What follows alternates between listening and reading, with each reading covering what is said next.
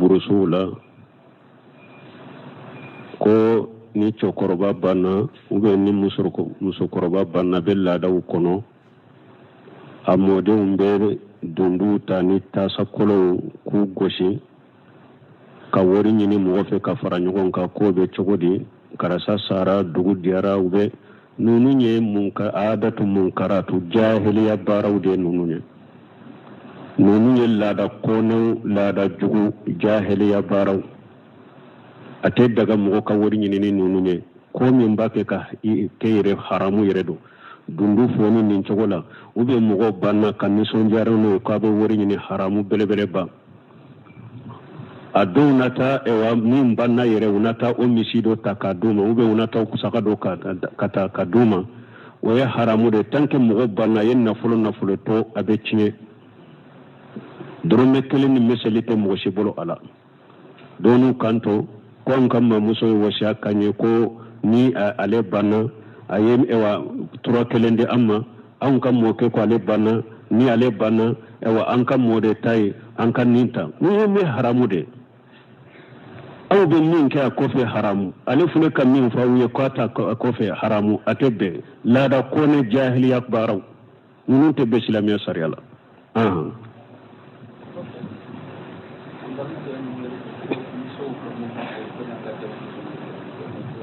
bon ko muso ka mobili bolo komi an ka jamanaw bɛ cogo di ne yana kumala la ka kɔrɔya ko ninnu n'a ɲɔgɔnnaw ka sagi ka taa kaseti kɔrɔw ma an kumana ninnu na k'u jaabi ka kɔrɔ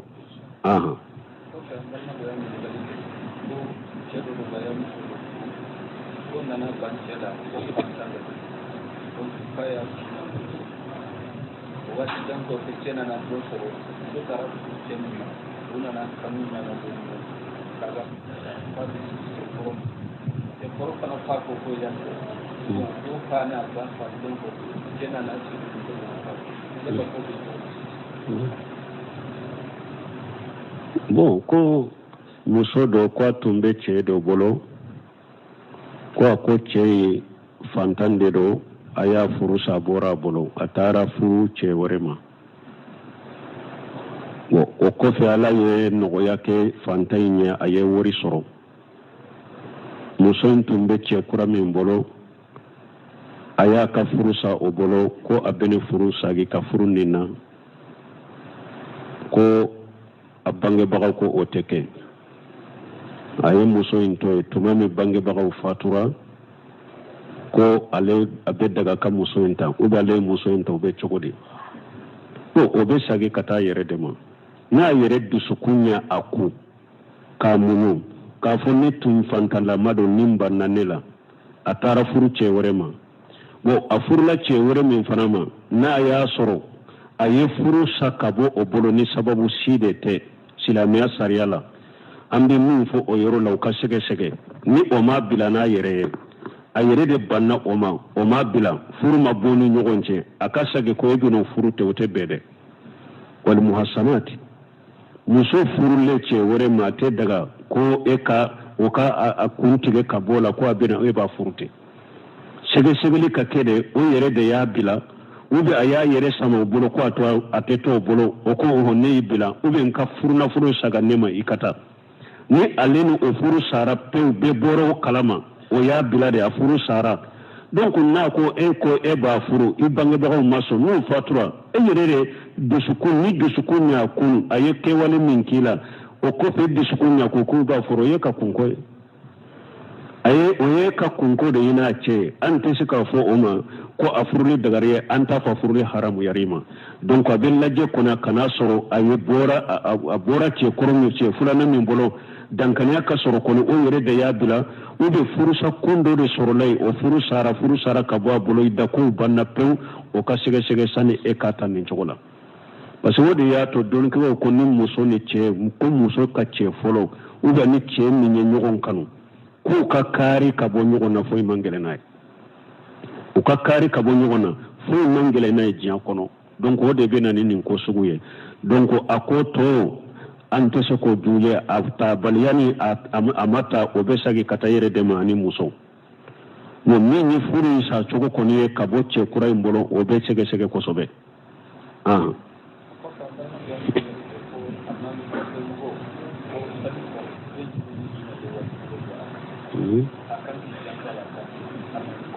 alimami kofi mogo ko dumani juma wajibira ka fengo fenye salli ka jose misalli ka wurukunu de o wajibira ka alimami to tamoye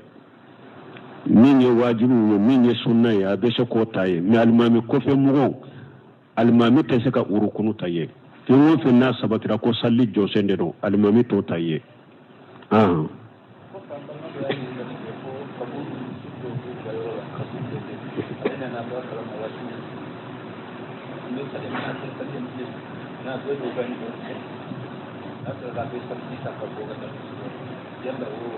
Como?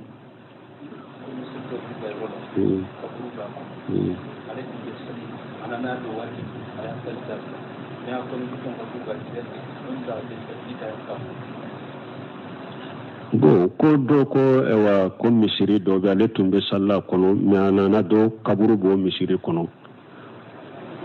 bo ko ale misiri salli bila mi abena do ka nyebe kono ka salli jita kabo kata misiri walela tanka sabatira kaburu be misiri kono nu be salli fana ubu nyeshi kaburu na ka salli don ka ko salli te sahawu misiri sugu kono donc ni salli jita kata misiri walela ninde ka basitika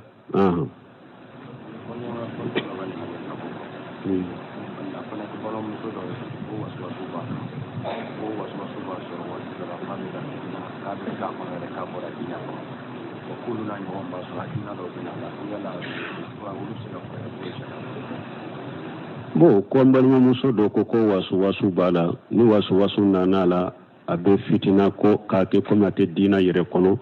obe furake chogodi man bi nafsi abeta doktoro fe munun be awa farikolo banani o bana sugu furakeli la doktoro la beta ulu fe kaka chogo fuye uka laje ani fana al yere be ta'awijatu ka yere ka du'aul masa du'aul sabah wal masa soma du'aul munun kan kafo ula fe du'aul munun kan kafo na bedda ayatul kursi ni kulin nunu abetuku ulufo la ilaha illa wahdahu la sharika lahu lahul mulku lahu alhamdu wa la kulli shay'in qadir suguma sinyakeme wala fe sinyakeme uruna nyogona yere boke ajikaru munun nana tangasura munun nana abetuka ulukala ule akata na lebe limana jondo do mini ala sira baga abe qur'ana kala mogoka abeta ko chogo fo fana ka qur'ana kala ka ne qur'ana kala mbaga chama munun be jiya kono nanka jamana kono ka mini uruqiya qur'ana kala ka ki ka barate daye ka bara daye la kama shehu salih suhaymu nyinin kara wala akoye haramu ye bidiyai ka bara daye ko edu uruqiya ke ka bara daye la kama ko ye bidiyai salafu simu ke sarafu ka qur'ana kala ulubu ka bara nu ka dina bara to de la ulube bara ka ni tiden ka risare na ko tu mu ganni ni be se ka silama balima silaman nafa ni minye ka nafa donc ni ewa setani donula jinna donula uluka bara date ni ya nyini fe ko ka qur'ana kalika wuro ko yake ka qur'ana kalika ka setani de ka boyla amr ibn hanbal tumbo ke shekh musla bunte mi tumbo mu ma ku ka bara daide uma bara da daila kama uma yorota kama ka yorota kama don ka ba nyu masoma sunna mu nyu masoma ka yorota uruhiya kama abe sara ebe yire ke furakere kala ka yorota kama don ka masoma de ani janko nunu wali muso tara eki bolo da wali muso kunna har na yasro abe fini tande melekala ko ebe bolo da ka ko ebe qur'ana kalaka ube be maga hafar kula ka qur'ana ka haram oye haramu yede don kuma ye fatawa chairman de koka oye haramu bele bade wani muso kana maga kunkulo kana ma farkolo la ko ebe qur'ana kalaka ha wonu kanto ko ni sunna mo de ni sunna mo de ate sunna kitabu kala ko laje sunna mo de be ta digi wali muso ka ko ale be qur'ana kalaka ni haramu de donc ibe mogo min do aka bara date amen bara dayele nunun kama ala yesriya bagade do donc abe qur'ana kala mogo kan ni tara aba da gere ila atem maga ila abe qur'ana kalika donc jinne min bila ka ge ka boyla ibe mogo min do ne nay be se katafe ini ka jumarami do be se katafe aka qur'ana kalika me ka ke bara day ube afura sugu do bu bolo ubu di donc ba kumana nimbeka ala kan ke se kantanga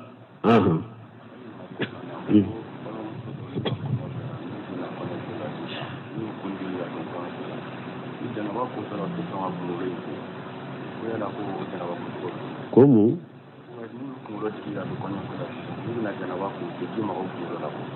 Bo kwamba limuso do kanyini kare ko no be do konyo sola ko be kundigi ke ka do kono sola ibe kundigi min ke no be janaba ko ite kunkolo ko be chogodi ni jini kunkolo soro janaba ma ko ima salli jiki farkulo be de soro ni kundigi chogo choga bi wasa ka ji bo ka sinya saba ji ko sibe soro ka ji bo ka sinya saba be wasa hari ni ma foni ibe ji bo ka sinya saba ni farkulo to iba ko me ka fo be ko kunkolo te ko ima salli wala janaba ma ko ima salli fo jiki farkulo be de soro aha wa alaikum salam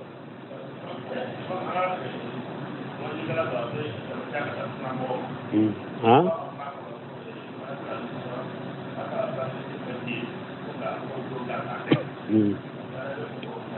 bon ne nin jaabi ne nin fo ni mɔgɔ min bɛ ne ka dɛrɛsiw lamɛn i bɛ fɛn caman sɔrɔ a la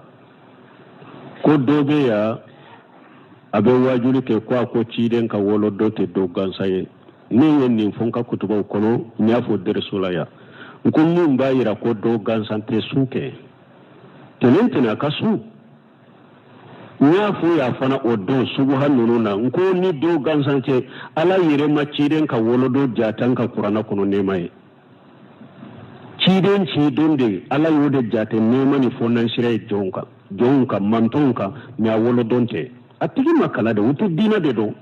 ne ka di n bɛ se kuma la ani a tigi kalala ye diinɛ faamu ko kelen de tɛ jamanaw m'olu de bɔ ɲɔgɔn na n bɛ se arabukan na ou bien ne ka di n bɛ se kuma la n ka kuma bɛ don mɔgɔw la ni si ni kalanbaga tɛ kelen ye bon o de ɲagamilen don jamanadenw bolo ni mɔgɔ min kɔni kumana dɔrɔn a ka kuma ka ɲi dɔrɔn a kuma donna mɔgɔw la dɔrɔn ou bien nin ka di ou bien arabukan ka ɲi dɔrɔn u b'a fɔ ko dɔnnikɛbaga ni si ni dɔnnikɛbaga tɛ kelen ye o ciden ka wolo don ni dɔw gansan tɛ mun na ala ma a kɛ nɛɛma ye ka jatan ka kuranna kɔnɔ ni ciden ka wolo don tɛ dɔw gansan ye ale de b'o dɔn ka tɛmɛ abubakari kan abubakar sira b'o dɔn ka tɛmɛ abubakar kan seedew taabina jɔn y'a m'u la ciden ka wolodon ni don tɔ bɛ tun ye kelen ye u bolo u ka ɲɛnamaya la fo ka t'u sa u tɛ dumuni tobi u tɛ mɔgɔ fara ɲɔgɔn kan u tɛ mɔgɔ hakili jigin ko dɔ la ani don tɔ bɛ de tun ye kelen ye u bolo donc ale de b'a dɔn ko don gansan tɛ ale de b'a dɔn ka tɛmɛ olu kan alikuruni mufaddala u ye mun kɛ ciden ka woloda sabatira k'u ye muguma juman kɛ a mɛnna seba juman na a mɛnna salafu juman na ko ciden ka wolodon tɛ dɔ gansan a y'a mɛn jɔn na a y'a mɛn seba min da ou bien a y'a mɛn salafu min da k'o fɔ mɔgɔ ye kɛ e de bɛ fɛn dɔ ka tɛmɛ olu kan ko don gansan tɛ ciden de wolodon min yɛrɛ est ce que a tun ye ciden yɛrɛ ciden yɛrɛ ta bɛ wolodon min yɛrɛ ciden yɛrɛ tun tɛ ayiwa ala ko kuranna kɔnɔ de لقد من الله على المؤمنين إذ بعث فيهم الرسول من أنفسهم أقول فني شراك المؤمنين تمام يتشيدن شو لا كبو يرلا أما فو لقد من الله على المؤمنين إذ ولد فيهم رسول الله إسلا لا يوفو أنا دبار تشيدن كدوغ ولدو دون كان سيا باليا دو كتمي على كا ألا يتشيدن كولدو نيما فو قرآن يرجما aya ciden ka wolo do a fora hadisa jumana ni temin sunte ale de bado kateme ala kawa ale de bado kateme sebo kawa ale de bado kateme tabina ko ale de bado kateme tabina kawa laqad huwa alladhi ba'atha fil ummiyina rasula min anfusihim yatlu alayhim ayatihi ويزكيهم ويعلمهم الكتاب والحكمة وإن كانوا من قبل لفي الضلال المبين ni aya fana la ala ye wolo don de fois huwa alladhi ba'atha fil ummiyina rasula aya ka ci den nya de fo ni aya suru delila be don na ko dongal santa kan ka fete ci den nya don de do wolo don te me o yere delila mun ala qur'ana de la mun na hadisa ko ka fete en ko har tene sun yere wolo la tene o doron de fora tuma mi cire ne tene su ko mun ne be tene su ako jaka yawmi wulidu fihi wa busitu fihi wa unzila alayya alquran ako tene ndo wolo la tene ndo ncira tene ndonde qur'ana jiginin ka tene ndonde ko fuede ubode fora hadisa en kono kasoro ciden ka wono don min fulani ya wulube maulidi min fete arabila awwala tani fulanna nyode fon ko tarihu tigo kuma wolon fula de bo bolo ala kuma wolon fula be makala ko cide arabila awwala awwala lawdela ni awwala akan ni wuron masina de la tarihu tigo bolo sosoli bala muhaqqiquna ko akuna al mubarak kafiri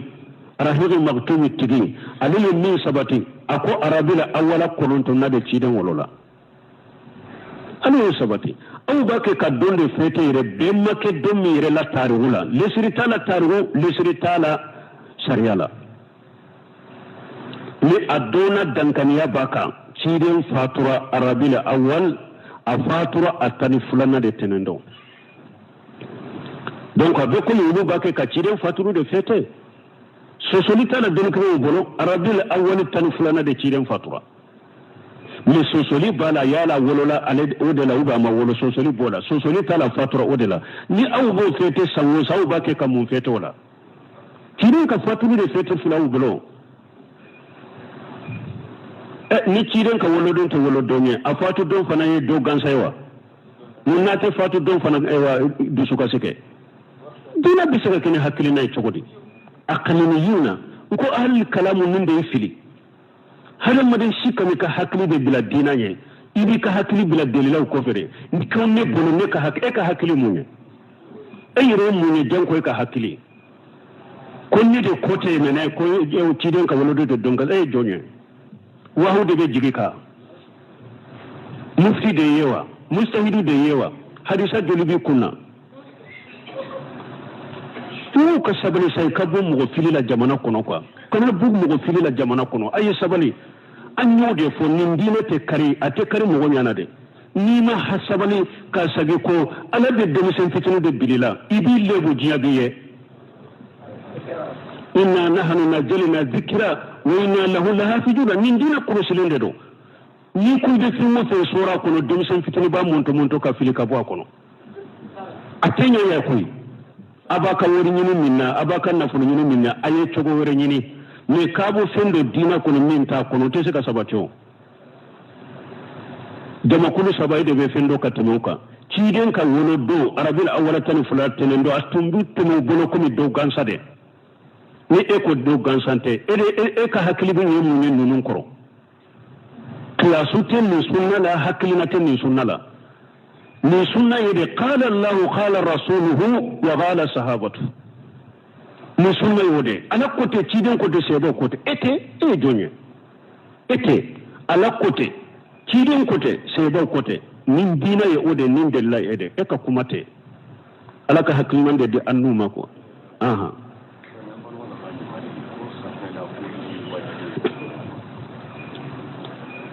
ko safuna koli ye wajibe ni safuna koli kera wajibe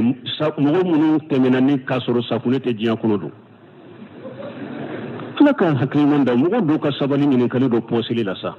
aha ha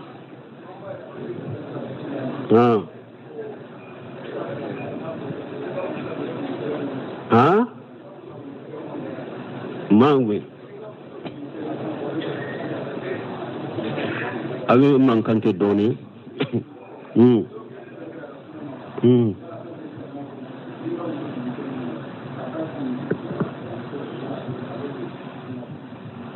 ne mu ka kuma famu harbi de ha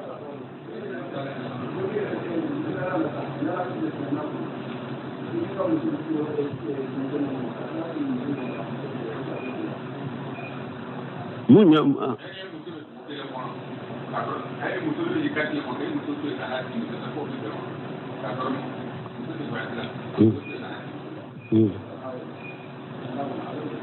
bon na be nyinin kalu ko fo ayu fo ku je ya mun bena tigisi misiri kono ni haju do de bena tigi misiri kono ka ka musoto basitala ni haju ni darwate abena musigi ewa misiri kono munna nyinin kalu ka fo ka prepare la tigede ha itikafu na be itikafu da basitala ciden tumbe itikafu ka misiri kono sungalo tallaba ciden ba ke itikafu la misiri kono donc sunna ye itikafu kake ewa sungalo de la min ni mo min ko ewa har ni sungalo te don ko ka kuma sahale itikafu besika ke misiri kono har ni sungalo te na tigi ko mbena batore la mbena itikafu la kayela ma misiri kono fenta ka wala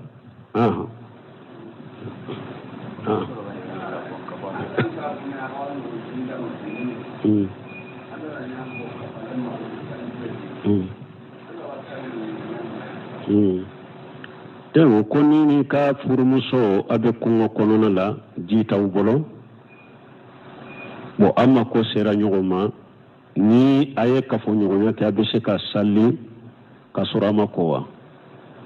ni ka fo nyogonya ke ra ni jita ubolo ala ko fa illam tajidna fatayammamu sa'idan tayyiba ni be tama de la uba be kungo konona yoro dola ni ka musobe amma ko sera nyogoma abe se ka fo nyogonya ke ni jite aye tayammamu ke aka salli na ye ji soro wakati mi abe janaba ko aye salli min salli tayammamu fana sagili tawka ube ni bana de be bila ko kana magajila ikana ko ka bana to ila ini muso be se ka fo nyogonya ke fo kata wakati min ni nyamara be se ka dima kiki ko ibe tayammamu ke ka salli wakati min ni nyamara dirma sisa ibe se ki ko ibe janaba inko basi tala ube don ke ba ya ira ni nene gelem bala komi jamano do la neji be jigi nene be ko jugu muso ka fo nyogonya ke ji kala fenti bolo bigenti bulu mugo min da tugulendo ni be se ka do ka kwa kono ni fiyete ferela donc o fana mugo ni min bala ni ko be ko bana do bila ba jidi uba be ke sabaka bana do la shima ibe tayammamu ke kasalli ko wakati sera wakati ni be se ka ko ibe ka janaba ko basi tenununa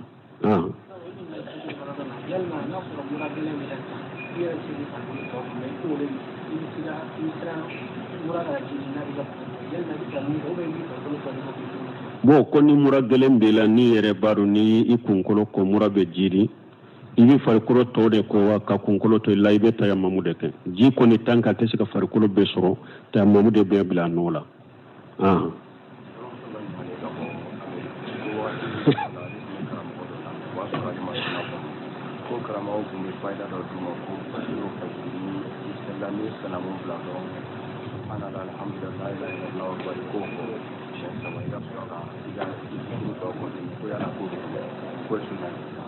ko le tumbe karamodo lamya tunye jikiru do fa fajiri ko be subhanallah alhamdulillah la ilaha illallah akbaru sinya saba ko fo ko fe ka jikiru to fo le siri tola min sabatira fajiri ko fe ni salamu bila allahumma anta ni ni salamu bila ni silembe ko bila astaghfirullah allahumma anta salam minka salam tabarakata ya jal jalal wal ikram ni ko di qibla ma ube iboras wa salamu ye salamu fulayin bila donc ben ninfo ni ninfo ko fe ba fu la ilaha illallah wahdahu la sharika lahu lahu al-mulku lahu al-hamdu la kulli shay'in qadir allahumma la mani lima atayta wa la muti lima manayta wa la yanfalu jaddu janul minka li jadd jalu jadd minka li jadd wa ko fe ba fu la ilaha illallah wahdahu la sharika lahu lahu al-mulku lahu al-hamdu la kulli shay'in qadir لا إله إلا الله ولا نعبد إلا إياه له النعمة وله الفضل وله الثناء الحسن لا إله إلا الله مخلصين له الدين ولو كره الكافرون نيني فو سبحان الله بسبحان سبا الحمد لله بسبحان سبا الله أكبر بسبحان سبا يبو فو أبوا يبك من الدفع لا إله إلا الله يبقى الدفع نوعي نيني كي لا إله إلا الله وحده لا شريك له له الملك له الحمد يميت وهو على كل شيء قدير يبقى فو سنياتا نفجر ديرو iba fo sinyata ni yen fo sinyata ibe ayatul kursi kala qul huwa allah ahad qul a'udhu bi rabbil falaq qul a'udhu bi rabbin nas ben non fana fo sinya saba donc iba fo ni non fo sinya saba iba fo allahumma inni as'aluka ilman nafi'a wa rizqan tayyiban wa amalan mutaqabbila ni fajiru de ben fo kafaraka donc fajiru ko fe ni jikru de be fo non de sabatira ci dembolo futuru fana kofe o cogo kelende do na ya allahumma inni as'aluka irji'a ilman nafi wa rizqan tayyiban wa amala mutaqabbila te fara futuru taka o be fo fajiri tadela sino to fajiri ni futuru be keleme ni cogo munun fo ibe ulu fo ya futuru fana la donc ibe nonun de sabatira ci dem bolo sallallahu alaihi wasallam bon ni farda toye salli fana woni la sarawuni futuru ni safo donc ni ika ajikaro donc mi ni ayatul kursi be fo sinya kele ko ni nelu be fo sinya kele kunu nunu be fo sina kelen kelen donc nunu de sabatira ciren bolo sallallahu alaihi wasallam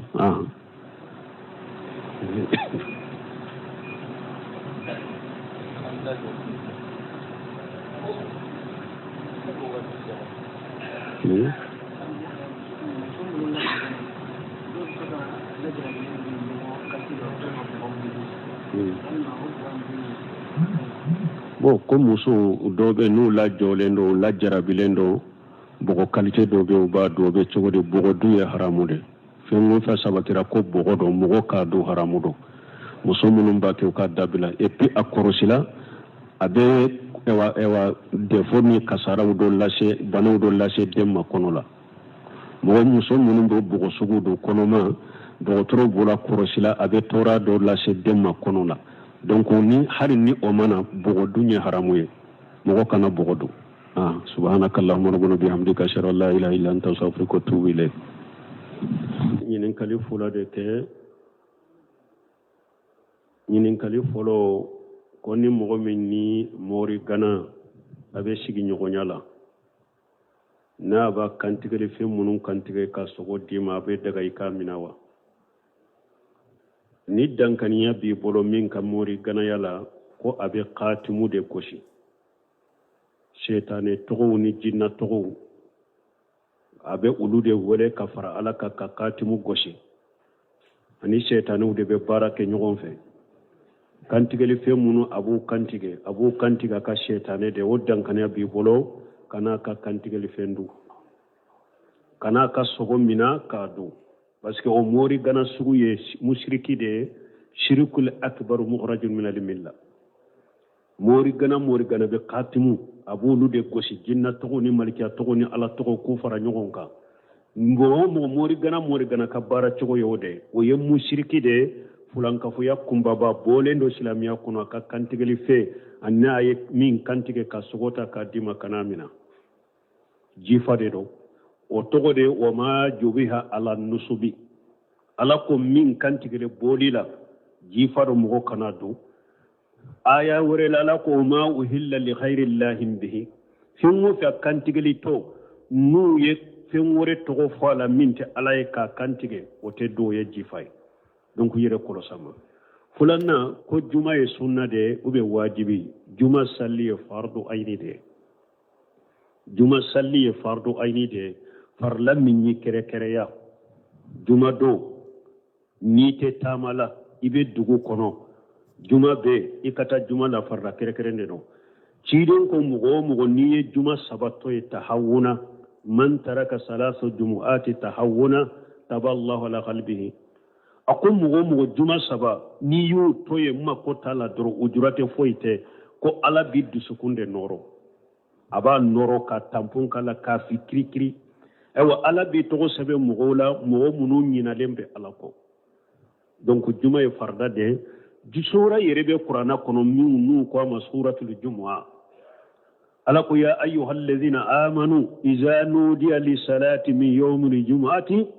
fashaw ila dhikrillah wa zaru li bayya zalikum khairul lakum in kuntum ta'lamun ala ko mu'minu ni juma welela juma do de kata juma salli yɔrɔ la aka sanni fere dabila nin fora sanni fere de tumbe madina weleli sugu juman do ni almami sigira min barika weleli min be kɛ ni o weleli kɛra mogo ye cɛ de baligu ni juma wajibira ika a wajibilen be baara sugu la i ka dabila ka taa juma salli ni mi ka baara dabila ka taa juma salli e fana ye mogo ye juma wajibiri kan o furancɛ in kɔnɔna na kalimami yele minbari ka sallin ka wole fo kata juma jigibe bara ka be haramu ka don ke ba sima ɲɔgɔn sɔsɔ nin na dɛ ibe bara min na be haramu ka ala de y'a fɔ ya ayyuhal ladhina amanu iza nudiya lis salati min yawmil jumu'ati fasaw ila dhikra wa jaru li bayya donc juma ye farda de na be wa silama ce kelen kan ni ye baligu ye te tamala ujurati la ikata salli juma da fardu ayne de do sunnate de